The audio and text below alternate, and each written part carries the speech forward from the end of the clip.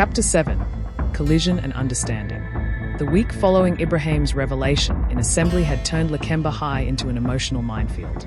Winter had properly settled over Sydney now, bringing with it grey skies and a chill that seemed to match the cold silence between former mates.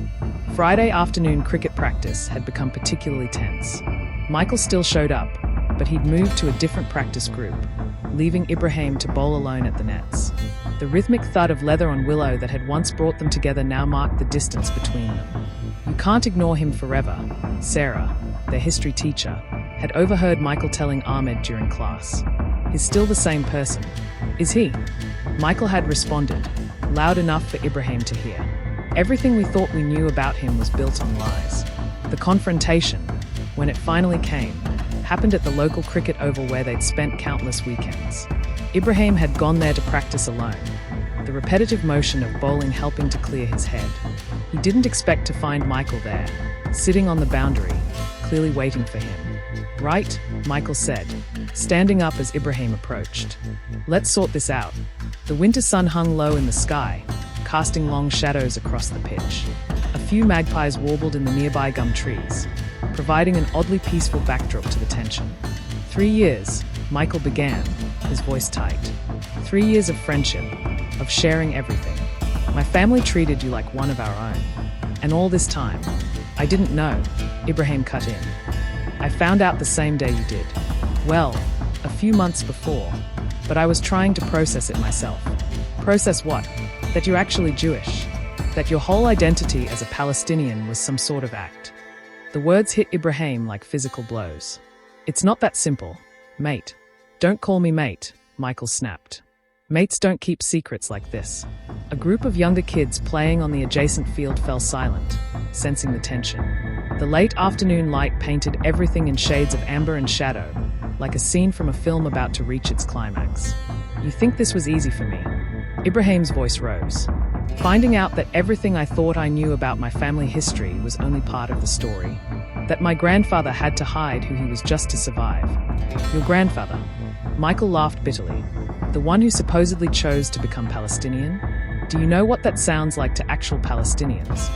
Actual Palestinians. Ibrahiim stepped forward.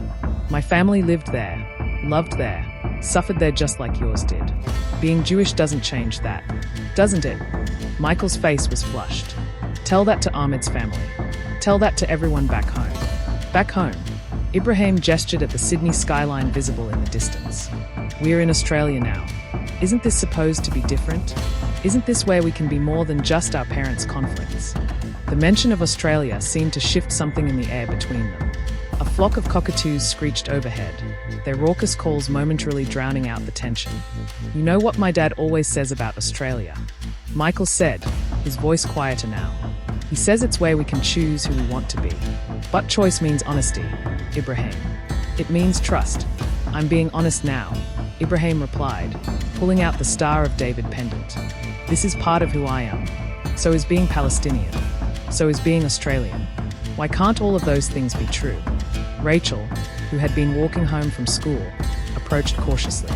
She'd been a quiet support for Ibrahiim over the past week, understanding better than most the complexity of carrying multiple identities. You know, she said, addressing both boys, my grandparents used to tell me about Muslims who helped save Jews during the Holocaust.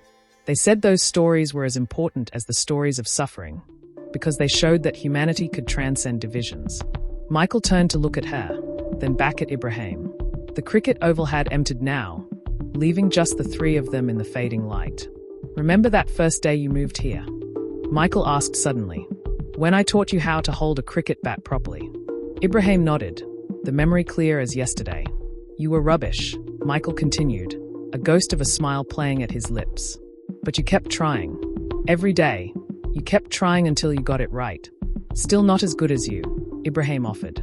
Nobody's as good as me, Michael replied, the familiar banter feeling like a small crack in the wall between them. But maybe this is like that. We keep trying to understand, even when it's hard. Rachel smiled. That's very Australian of you both. The tension hadn't completely dissipated, but something had shifted.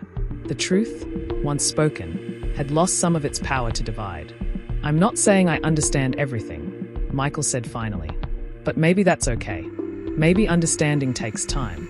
As the sunset painted the sky in shades of pink and gold, the three of them walked home through the familiar streets of Lakemba, past the Lebanese bakeries and the mosque, past the library where Ibrahim had researched his family history, past all the places where their stories had intersected and diverged and come together again.